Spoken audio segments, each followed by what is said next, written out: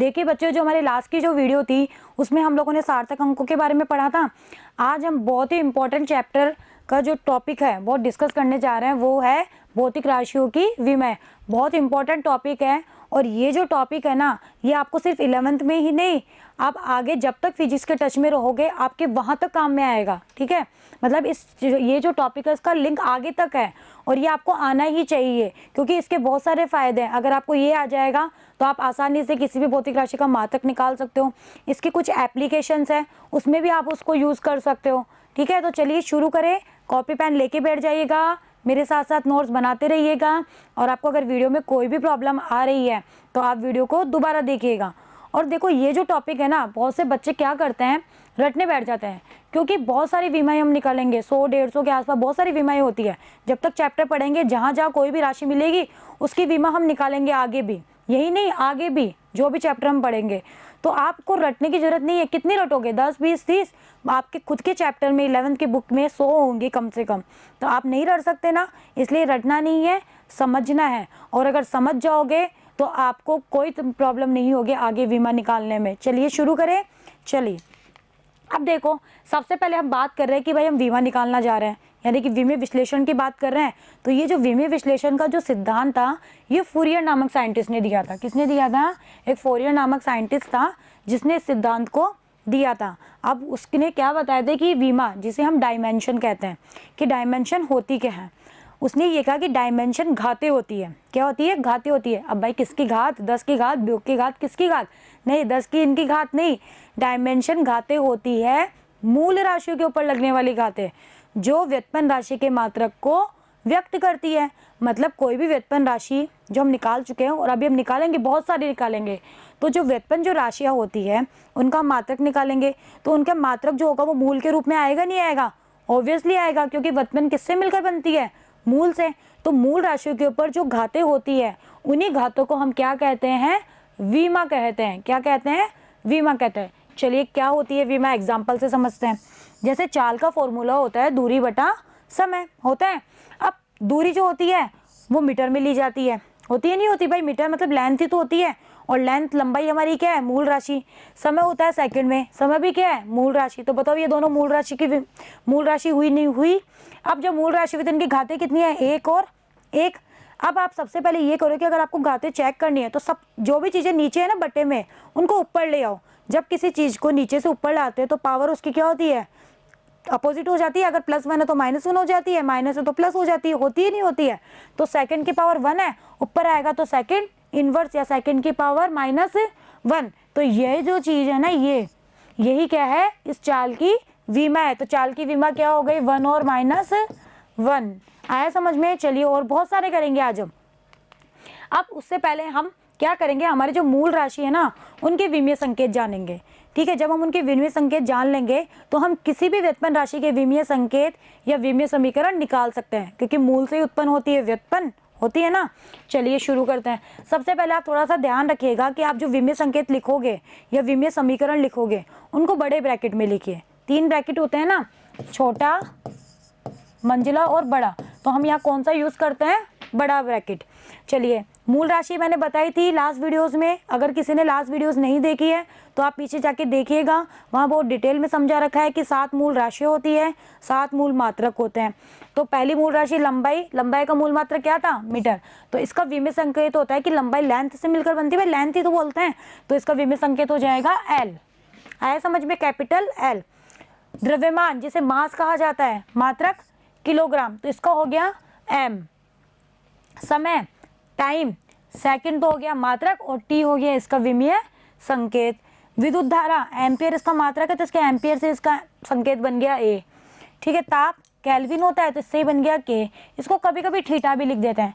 वैसे नॉर्मली आप थीटा कोण के लिए यूज़ करते हो, लेकिन कभी कभी थीटा टेम्परेचर भी हो जाता है, लेकिन वो नीचे लिखेगा कि हाँ थीटा यहाँ टेम्परेचर है। ओके।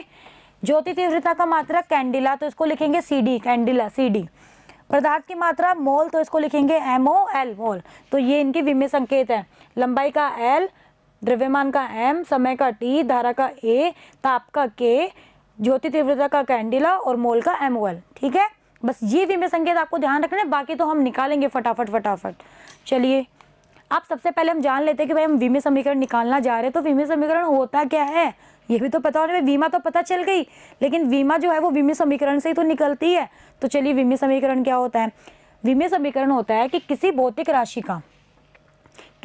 राशि का MLT के रूप में व्यक्त समीकरण। अब ये MLT क्या है, कुछ नहीं है, यही है जो पीछे पड़ा है।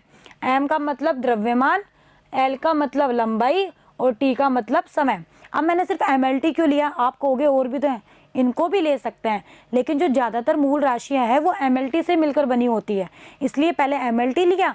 फिर अगर किसी राशि में मान लो एम्पियर आ रहा है या ताप आ रहा है तो इसको इसके आगे लिख दो KA ऐसे, ठीक है।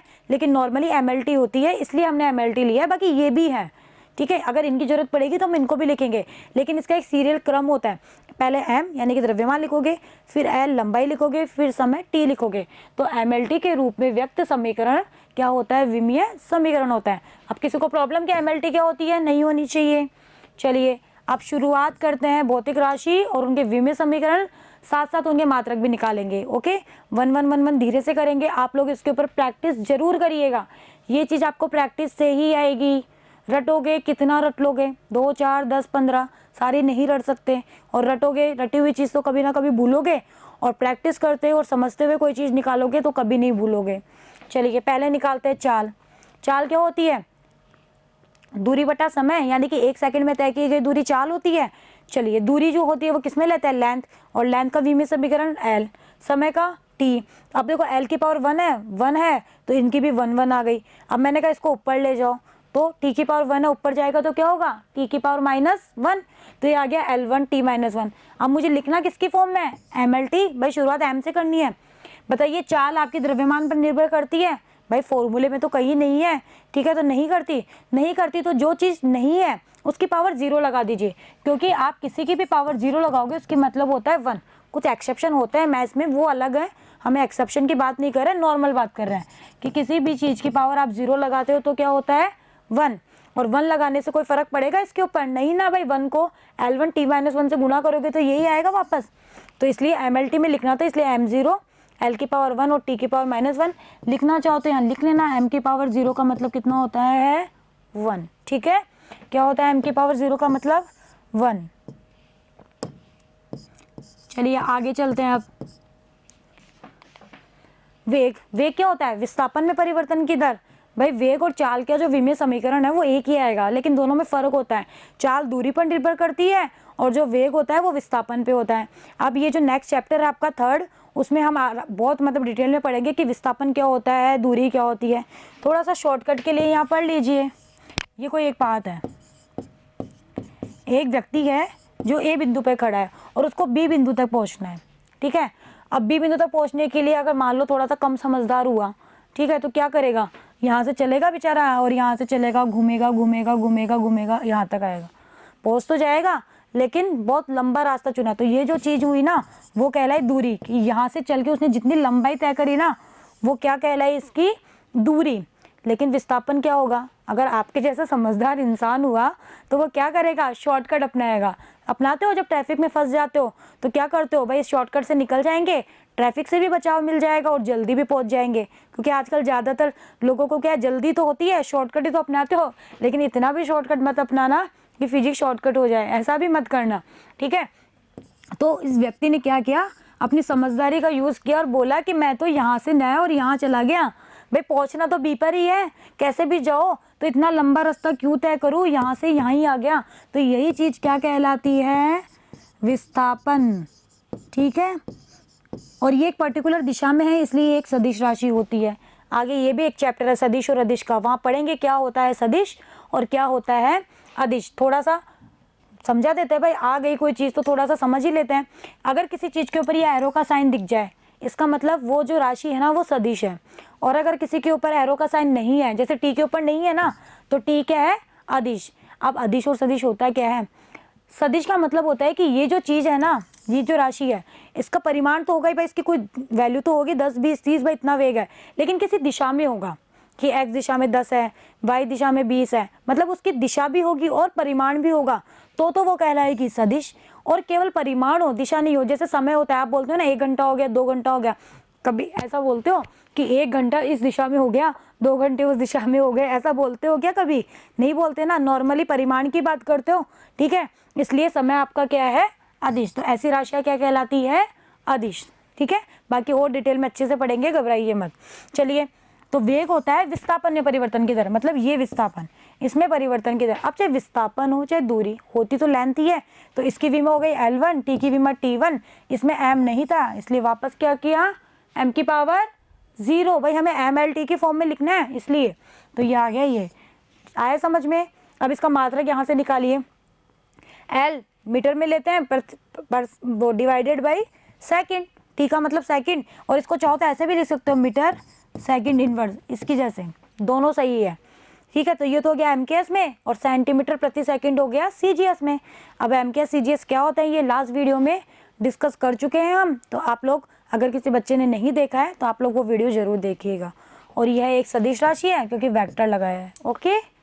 चलिए, त्वरण की बात करते हैं। अब देखिए, त्वरण जो होता है उसको ए के ऊपर वेक्टर लगाए, यानी कि यह भी क्या है? एक सदिश राशि है, और इसको स्मॉल a से लिखते हैं। अब त्वरण जो होता है वो होता है वेग में परिवर्तन की दर, वेग में परिवर्तन की दर त्वरण कहलाता है। तो a = होता है v/t। बस आपको थोड़ा सा फॉर्मूले पता होने चाहिए, विमा निकालना बहुत आसान है।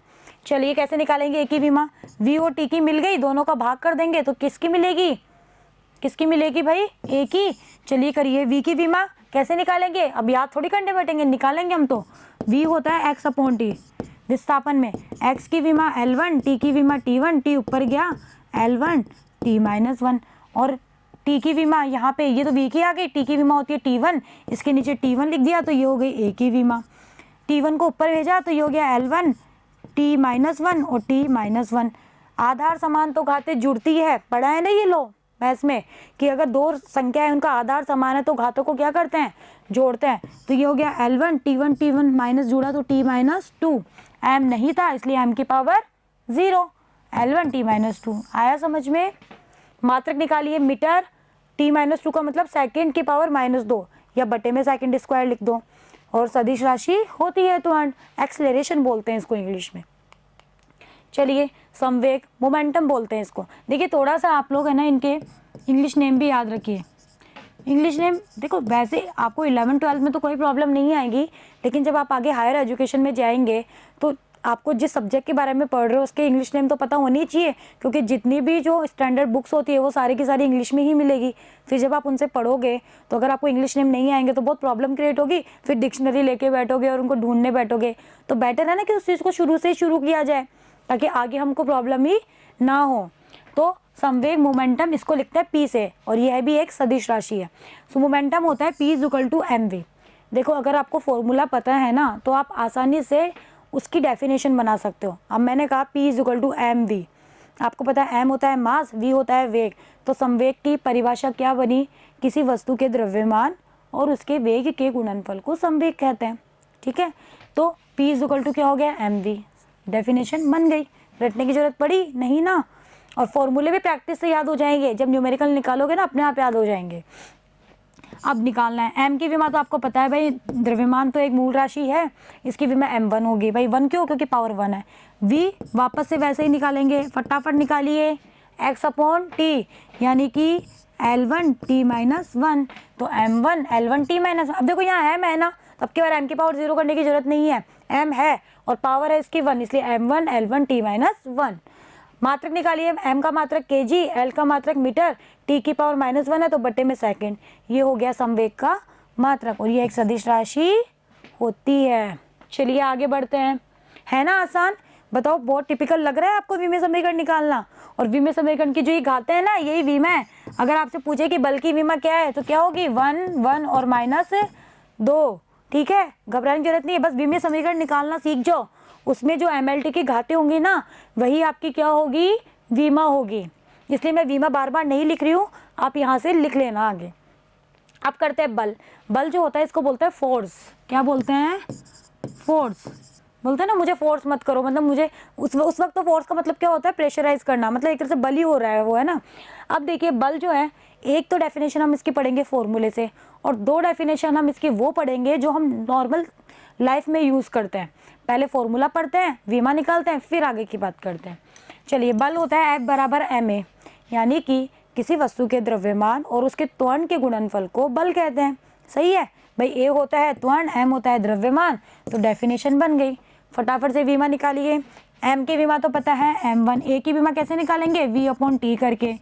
m1 v होता है x/t, तो ये हो गया m1, x की विमा l1, t की विमा तो -2, क्योंकि t है, जुड़ गए।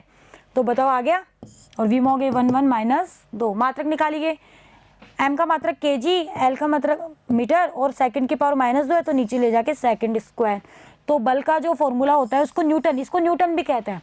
इस जो पूरे मात्रक है इसको कंबाइन रूप से न्यूटन कहा गया है। ठीक है, और न्यूटन को लिखते हैं n से। बोलते हो ना 2 न्यूटन बल लग रहा है, 3 न्यूटन लग रहा है, तो वो न्यूटन का मतलब यही है। और इसका CGS में मात्रक होता है डाइन। ठीक है, तो न्यूटन को तो लिखते हैं कैपिटल N से, और डाइन को लिखते हैं DYN, डाइन ही लिखते हैं। आया समझ में। अब बल की 2 डेफिनेशन पढ़ते हैं। पहला तो बल एक सदिश राशि है। दूसरा, बल होता क्या है, किसी वस्तु को आप धक्का लगाते हो वो बल ही तो है। जैसे आपको किसी वस्तु को उठा के फेंकना है, ठीक है, तो आप धक्का लगाओगे, पत्थर फेंकना है तो पत्थर के ऊपर बल लगाओगे जब भी तो जाएगा, वो ऐसे थोड़ी चला जाएगा। या मान लो कोई कागज है वो उड़ गया, अब आप बोलोगे तो अपने आप उड़ गया, अरे अपने आप थोड़ी उड़ता है, उसमें हवा बल लगा रही है, हवा की वजह से भी तो बल लग रहा है। ठीक है, इस वजह से वो उड़ता है। ठीक है, तो किसी वस्तु को लगाया गया जो धक्का होता है वो क्या होता है, बल होता है। और दूसरी डेफिनेशन है, किसी वस्तु की स्थिति परिवर्तन करने के लिए आवश्यक साधन। जैसे ये पेन है, अभी ये क्या है, मेरे हाथ में है, यहाँ है ऊपर, मैं चाह रही हूँ मुझे इसको नीचे फेंकना है, भाई मेरी मर्जी हो रही है मुझे इसको नीचे फेंकना है, तो क्या करूँगी, मेरे हाथ से इसके ऊपर बल लगाऊंगी जब भी तो नीचे जाएगा। जब तक इसको पकड़े रही हूँ तब तक तो नहीं जा रहा, जैसे ही मैं बल लगाऊंगी छोड़ूंगी तो नीचे जाएगा। तो इसकी स्थिति परिवर्तन हुई नहीं हुई, भाई पहले यहाँ था अब नीचे पहुँच गया। तो स्थिति परिवर्तन के लिए कौन सा साधन यूज़ किया मैंने, बल। ठीक है, स्थिति परिवर्तन के लिए जो साधन आप यूज़ करते हो वो क्या कहलाता है, बल। तो ये दोनों डेफिनेशन हम नॉर्मल लाइफ में यूज़ करते हैं ना, वो वाली है। चलिए आगे बढ़े, मेरे साथ साथ नोट्स बनाते रहिएगा। अगर आपको विमा निकालना नहीं आ रहा है तो आप वीडियो को शुरू से वापस देखना, आपको आराम से समझ में आ जाएगा। और हम बहुत सारी विमाएँ निकालेंगे। ठीक है, बस आपको थोड़ी प्रैक्टिस करने की ज़रूरत है। अब बात करते हैं कार्य। कार्य को बोलते हैं वर्क, इसको लिखते हैं W से। अब देखो कार्य होता है F.D। जब मैंने बल की परिभाषा दी थी मैंने लिखा था M × A, मैंने डॉट नहीं बोला था, लेकिन मैं W में बोल रहा हूँ F.D। अभी डॉट होता है क्या है, अभी समझेंगे। ठीक है, पहले इसकी डेफिनेशन बनाइए। इस डॉट को हिंदी में बोलते हैं अदिश गुणनफल। अदिश गुणनफल तो क्या हो गया, किसी वस्तु पर आरोपित बल, और D का मतलब विस्थापन, X भी लिख सकते हो आप। ठीक है, D की जगह आप X भी यूज़ कर सकते हो, नो प्रॉब्लम। D भी विस्थापन होता है और X को, विस्थापन को हम X से भी लिखते हैं। तो किसी वस्तु पर लगाया गया बल और उसके विस्थापन का अदिश गुणनफल क्या कहलाता है, कार्य वर्क कहलाता है। W = F.D। पहले विमा निकालो फिर इस डॉट की बात करते हैं। ठीक है, F की विमा चाहिए और D की। विस्थापन मतलब दूरी, इसकी तो हो गई L1। F की विमा कैसे निकालेंगे, ma करके।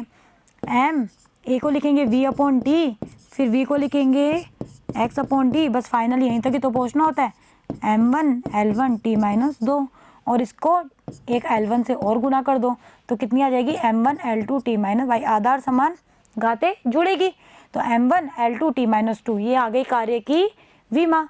मतलब विमीय समीकरण आ गया, और चाहो तो बड़े ब्रैकेट में लिख लीजिए, विमा हो जाएगी 1 2 - 2। चलिए अब बात करते हैं इस डॉट की कि ये डॉट होता क्या है। अब देखिए 2 प्रोडक्ट होते हैं, मेनली 2 प्रोडक्ट होते हैं, एक तो होता है क्रॉस और एक होता है डॉट। इसको तो बोलते हैं सदिश गुणनफल क्रॉस प्रोडक्ट, और इसको बोलते हैं अदिश गुणनफल डॉट प्रोडक्ट। ठीक है, ये शॉर्टकट में लिख दिया है मैंने गुणनफल। ठीक है, अब देखिए ये जो दोनों, जो आपके ये जो दोनों होते हैं, ये इन दोनों की खासियत होती है। वो खासियत क्या होती है कि ये दोनों ये कहते हैं कि हम दोनों को अगर आपको कहीं लगाना है तो 2 सदिशों पे ही लगा सकते हो आप। अगर एक सदिश एक अदिश है तो नहीं लगा सकते। ठीक है, दोनों ही अदिश है तो भी नहीं लगा सकते, लेकिन दोनों सदिश है तो आप हम दोनों को लगा सकते हो। ठीक है, लेकिन लगा तो सकते हो हमको 2 सदिशों पे, लेकिन इन दोनों में फिर अंतर क्या हुआ, अंतर ये हुआ कि डॉट ये कहता है कि मेरे लिए चाहिए 2 सदिश, लेकिन जब मैं फाइनल रिजल्ट जो निकाल के दूंगा वो अदिश होगा। क्या होगा, अदिश होगा। और क्रॉस ये कहता है कि मुझे भी 2 सदिश ही चाहिए, लेकिन मैं जो फाइनल रिजल्ट निकाल के दूंगा वो हमेशा क्या होगा, सदिश होगा। बस यही इन दोनों में फ़र्क है कि इससे मिलने वाली राशि सदिश होती है, इससे मिलने वाली राशि अदिश होती है। इसीलिए मैंने W के ऊपर एरो नहीं लगाया। क्यों? क्योंकि ये डॉट प्रोडक्ट से मिल रही है और डॉट प्रोडक्ट से मिलने वाली राशि कैसी होती है, अदिश, इसीलिए W कैसी है, अदिश। लेकिन लगा 2 सदिशों के बीच, F भी सदिश होता है और विस्थापन भी सदिश होता है, तो बस यही थोड़ा सा ध्यान रखिएगा। अब देखिए कोई वस्तु है जो x1 पोजीशन पर है, मुझे इसको धक्का मार के x2 पे पहुंचाना है। तो धक्का मारोगे तो फोर्स लगाओगे, बल तो लगाओगे, तो ये कुछ दूरी तय करेगी भाई यहाँ से यहाँ जाने में, तो बस यही दूरी विस्थापन होती है। और विस्थापन होता है x2 माइनस x1, यानी कि अंतिम स्थिति माइनस प्रारंभिक। ये हम नेक्स्ट चैप्टर में बहुत अच्छे से पढ़ेंगे। ओके, अब मात्रक निकालिए कार्य का। F का मात्रक न्यूटन इंटू मीटर, और न्यूटन इंटू मीटर को कहा जाता है जूल।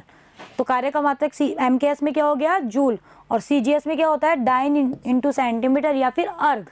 ठीक है, तो जूल और अर्ग किसके मात्रक हैं, कार्य के, और राशि कैसी होती है, अदिश। तो अपवाद लिखा है और अपवाद को मैंने बता दिया आपको आगे सॉल्व करके कि ये ऐसा क्यों हुआ। भाई छोटे क्लास के बच्चे नहीं समझते, इसलिए उनके लिए अपवाद लिख दिया गया है, लेकिन अब आप बड़े हो गए हो तो आपको समझ में आना चाहिए कि ये अदिश क्यों होती है। बाकी जब हम सदिश और अदिश पढ़ेंगे तो वहाँ भी इसको और समझेंगे। चलिए आगे बढ़ते हैं। अब बात करते हैं ऊर्जा की। ऊर्जा क्या होती है, होती है आपके अंदर एनर्जी होती है। भाई सुबह जब आप सो के उठते हो तो फुल एनर्जी से भरे हुए रहते हो, नहीं रहते हो? तो कार्य करने की क्षमता होती है वो एनर्जी होती है। भाई सुबह सुबह आपको कोई काम दे दिया जाए तो आप फटाफट करते हो, नहीं करते हो? फटाफट कर लेते हो। और उसी काम को आपको दोपहर में दिया जाए तो आपको आलस आने लग जाता है, क्योंकि आपकी एनर्जी क्या हो गई, लॉस हो गई, क्योंकि आपने सुबह जो काम किया वो क्षमता धीरे धीरे क्या हो रही है, अब कम हो रही है। तो कार्य करने की जो क्षमता होती है वही एनर्जी होती है। और मैंने लास्ट वीडियोस में बताया था कि एनर्जी जो है एक संरक्षित राशि है, मतलब इसे ना तो आप उत्पन्न कर सकते हो ना ही नष्ट कर सकते हो, केवल एक रूप से दूसरे रूप में क्या कर सकते हो, परिवर्तित कर सकते हो। यानी कि कुल एनर्जी संरक्षित होनी चाहिए। कुल मिला के बात यह है, संरक्षित मतलब नियत होनी चाहिए। ओके, अब देखिए ऊर्जा जो होती है मेनली वैसे 2 प्रकार की होती है, वैसे बहुत सारी होती है, गुणन ऊर्जा वगैरह बहुत होती है। बात हम कर रहे हैं ऊर्जा की।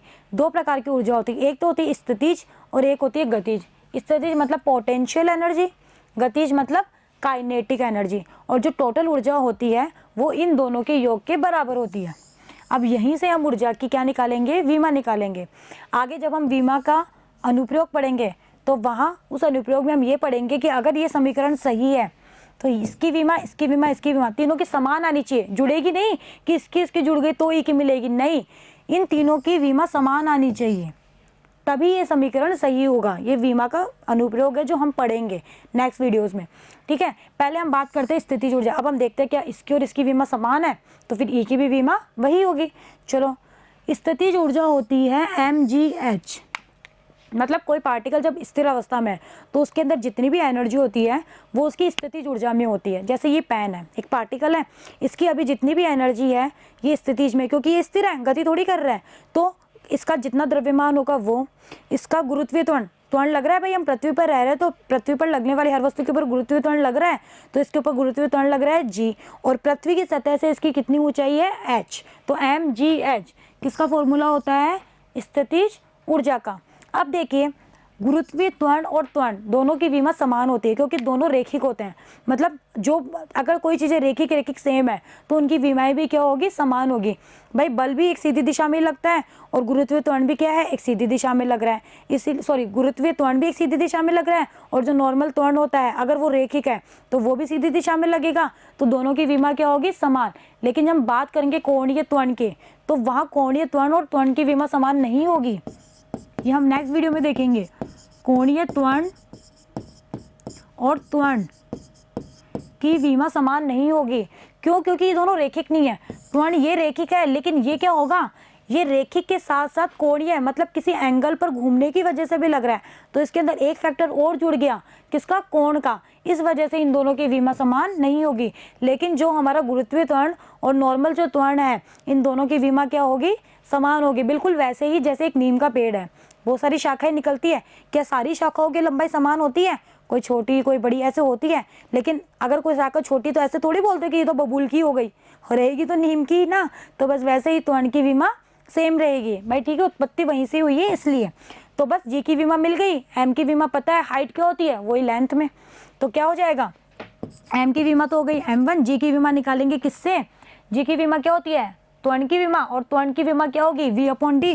भाई त्वरण जो होता है वो क्या होता है, वेग में परिवर्तन की दर, और हाइट की विमा हो गई L1। तो बस आप यहाँ से जब इसको सॉल्व करोगे, अभी आप खुद करोगे, मैंने इतना आपको निकाल के बताया है, अब इसको आप खुद करना, v की विमा निकालना, यहाँ रखना, आपको रिजल्ट यही मिलेगा।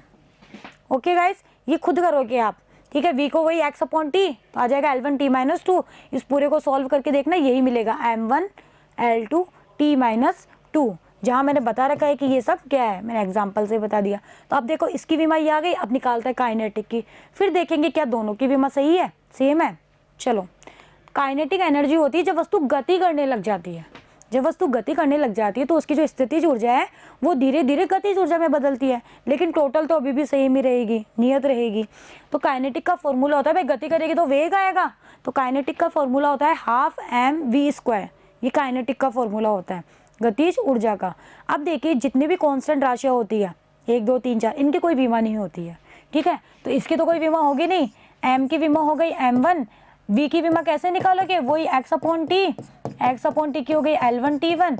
अब स्क्वायर करना है क्योंकि भाई फॉर्मूले में स्क्वायर है, तो कितनी हो गई L2 t2, ऊपर लिख गए तो L2 t माइनस 2, तो m1 L2 t माइनस 2 आया।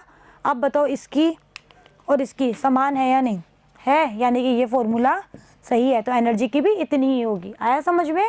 चलिए अब बात करते हैं घनत्व की। घनत्व जो होता है इसको डी से लिखते हैं, डेंसिटी बोलते हैं इसको, ठीक है।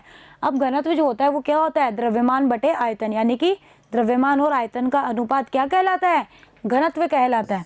अब इसकी विमा अब खुद निकालिए, m की विमा m1, आयतन क्या होता है, आयतन नॉर्मली आयतन होता क्या है, लंबाई चौड़ाई और ऊंचाई से मिलकर बनता है, तो क्या हो जाएगा, लंबाई हो चाहे चौड़ाई हो चाहे ऊंचाई, तीनों ही होती तो दूरी में ही है, तो L3 ऊपर गया तो L की पावर माइनस। अब देखो इसमें t नहीं आ रहा, समझ नहीं आ रहा ना आपकी बात, तो t की पावर क्या करेंगे 0, क्योंकि हमें mLT की फॉर्म में चाहिए ना, इसलिए।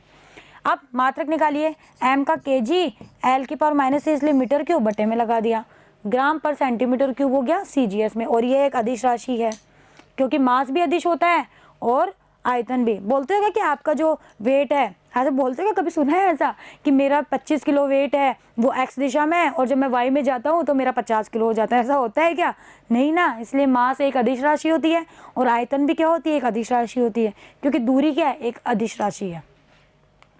चलिए अब बात करते हैं दाब की। दाब को कहते हैं प्रेशर, इसलिए इसको लिखते हैं P से। अब दाब होता है F अपॉन A, क्या होता है, F upon A, P is equal to F upon A। अब यहाँ से डेफिनेशन बनाइए, जब भी डेफिनेशन बना रहे हो नीचे की चीज़ को एकांक कर दो। अब A यहाँ पे एरिया है, मतलब क्षेत्रफल है, तो एकांक क्षेत्रफल पर कार्यरत बल क्या कहलाएगा, दाब।